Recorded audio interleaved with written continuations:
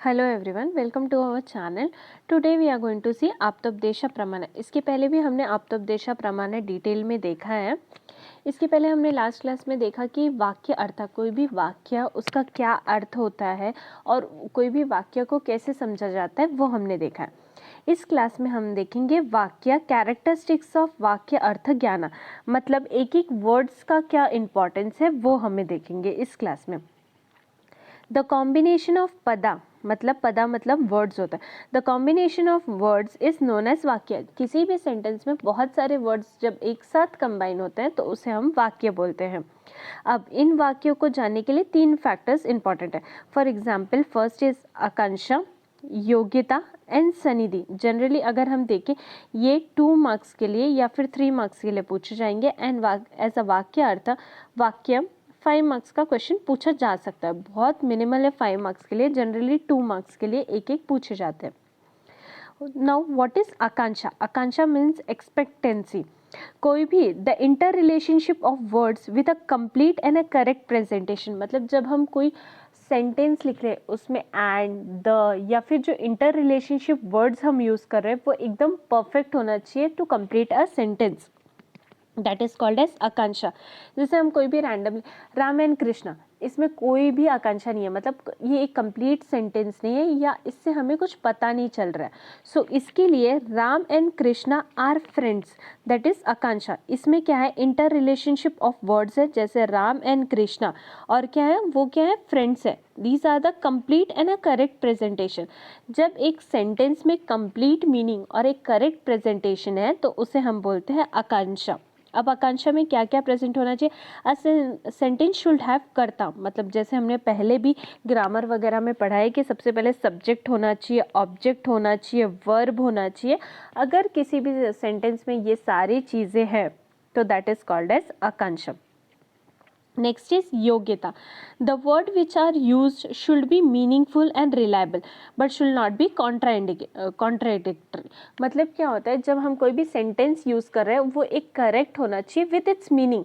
जैसे for example अगर हम देखें अग्नि दहती, मतलब अग्नि, आग का क्या काम है, दहना, दैट इज बर्निंग, तो ये एक करेक्ट सेंटेंस है।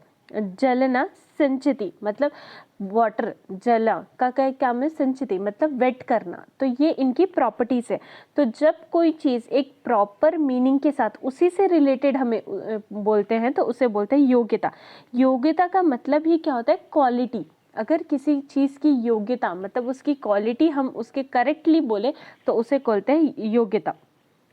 सो जैसे फॉर एग्जाम्पल अगर मैंने बोला अग्नि संचिति वेटिंग विथ फायर, तो ये क्या होगा, ये एक गलत स्टेटमेंट है। फॉर एग्जाम्पल कभी भी अग्नि का काम संचिति नहीं होता।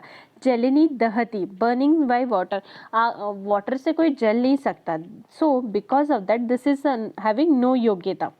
जब कोई भी सेंटेंस प्रॉपर मीनिंग के साथ अपनी क्वालिटीज़ को दिखाता है उसे बोलते हैं योग्यता। The word which are use should be meaningful and reliable and should not be contraindicatory, मतलब अपोजिट सेंस में नहीं, एकदम करेक्ट मीनिंग में बोलना है, उसे हम बोलते हैं योग्यता। Next is सनिधि। सनिधि सबसे ज़्यादा इजी है। फॉर एग्जाम्पल जब हम कोई सेंटेंस बोलते हैं तो उसमें क्या चाहिए, हमें प्रॉपर स्पेसिंग चाहिए कि इतने टाइम में ये बोलना है, ग्रामर, पॉज एंड कॉमा, ये सब चीज़ों का हमें ध्यान रख के पढ़ना पड़ता है। अगर हम बहुत ज़्यादा फास्ट भी कोई चीज़ बोलेंगे तो किसी को समझ में नहीं आएगी, या टू स्लो, बहुत ज़्यादा स्लो बोलेंगे तो भी समझ में नहीं आएगी, तो that is called as सनिधि।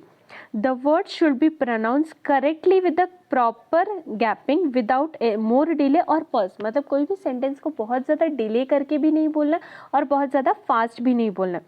Then expected meaning can be achieved, मतलब अगर कोई भी चीज़ बहुत ज़्यादा फास्ट बोली जाए या बहुत ज़्यादा स्लो बोली जाए तो हमें जो समझाना है हम उसको समझा नहीं सकते। तो इसीलिए हमें एक नॉर्मल पॉज लेके एक नॉर्मल स्पीड में बोलना है। फॉर एग्जाम्पल इन्होंने दिया राम गोइंग टू मार्केट, इतना लंबा अगर हम कोई सेंटेंस बोलेंगे गैप ले लेके तो किसी को समझ में नहीं आएगा। सो इसीलिए हमें Ram is going to market, तो ये एक सिंपल सेंटेंस हमें आराम से बोलना है। हेंस सनिधि is very important, that is called as proximity और कंटिन्यूटी। मतलब एक कंटिन्यूस सेंटेंस हमें प्रॉपर गैपिंग के साथ बोलना है, उसे हम बोलते हैं सनिधि। ये 3 पार्ट खत्म हुआ, जैसे आकांक्षा, योग्यता एंड सनिधि। नेक्स्ट हम देखेंगे पदा अर्थ ज्ञाना। पदा अर्थ ज्ञाना क्या होता है? एवरी पदा possess some inherent energy. For example, जैसे हर एक वर्ड जो होता है उसके अंदर एक एनर्जी होती है, और उसका क्या हमने देखा है, by which it is differently known. शब्दा इज द पदा। फॉर एग्जाम्पल, हर एक वर्ड एक इंपॉर्टेंस रखता है, एक शक्ति रखता है, उसमें एक एनर्जी होती है। तो हर वर्ड कैसे होता है? मोस्टली एक डेरिवेशन होता है, कहीं ना कहीं से वो उत्पत्ति होती है उस वर्ड की, तो उसे बोलते हैं पदा अर्थ ज्ञाना। मतलब एक शब्द का अर्थ हमें कैसे लेना है वो हमें बताया गया है। यौगिक पदा, यौगिक the word are known by a derivation. मतलब जो वर्ड्स उसका संस्कृत डेरिवेशन प्रेजेंट है उसको बोलते हैं यौगिक पदा, बेस्ड ऑन द क्वालिटी। यौगिक पदा based on the shastras, the word derive from the व्युत्पत्ति और एनालिसिस। जैसे उसके बारे में रिसर्च करके या उसके बारे में सर्च करके जब हमने किसी वर्ड को डिफाइन किया है तो उसको बोलते हैं यौगिक पदा। पच्यति, पाचका, इट मीन्स पच्यति, पच धातु एंड कृत प्रत्यय। जैसे हमने बहुत बार एनाटॉमी में या फिजियोलॉजी पाचक, पचना। सो इसका डेरिवेशन क्या है? पच्यति, जो डाइजेस्ट कर सकता है। तो ये कैसा हुआ? ये हमारे शास्त्रों में डिराइव किया गया है बिकॉज ऑफ इट्स क्वालिटी, या उसको डेरिवेशन दिया है बिकॉज ऑफ इट्स गुणा, कर्मा। तो उसे हम बोलते हैं यौगिक पदा। The word known by it's derivation और एनालिसिस। जब किसी चीज़ को बार बार देख के एनालाइज करके दिया गया है उसे बोलते हैं यौगिक पदा। नेक्स्ट इज रूढ़ पदम। The meaning is known by is व्युत्पत्ति। मतलब मीनिंग कैसे हम जानते हैं इसमें? उसके डेली बेसिस के यूजेस पे। फॉर एग्जांपल, इसका कोई ओरिजिन नहीं है, शास्त्रों में ओरिजिन नहीं है, बट इसको हम डेली बेसिस पे यूजुअली यूज़ करके इसको बोलते हैं रूढ़ पदा। डेली यूजेस सब words. The meaning is not known by the व्युत्पत्ति। मतलब ओरिजिन से इसका मीनिंग हमें नहीं पता है। It is known by a particular और specific usage in general livelihood. मतलब general day to day livelihood में हम जो वर्ड्स यूज़ करते हैं उसे हम बोलते हैं। फॉर एग्जाम्पल, हस्ता मीन्स हैंड, पादा मीन्स लेग्स। ये हम चीज़ें जनरली यूज़ करते हैं। हस्ता मीन्स हैंड, पादा मीन्स लेग। तो जो वर्ड्स हम अपने डेली वेज में यूज़ करते हैं उसको बोलते हैं रूढ़ पदा। नेक्स्ट इज योग रूढ़ पदा। इसमें क्या होगा? देखो, दोनों का कॉम्बिनेशन है, योग एंड रूढ़, दोनों का कॉम्बिनेशन है ये योग रूढ़ पदा। The meaning is known by both derivation and the common usages. इसमें क्या होगा? जो मीनिंग होगा वो डिराइव भी हुआ होगा और कॉमनली हम डे टू डे में यूज़ भी कर रहे हैं, तो वैसा कोई। फॉर एग्जाम्पल, पंकज is take birth in mud, it is a व्युत्पत्ति। मतलब पंकजा क्या होता है? जो चीज़ें मड से ओरिजिन लेती है उसको हम बोलते हैं व्युत्पत्ति। Next, many originates in the mud but only कमला इज टेकन।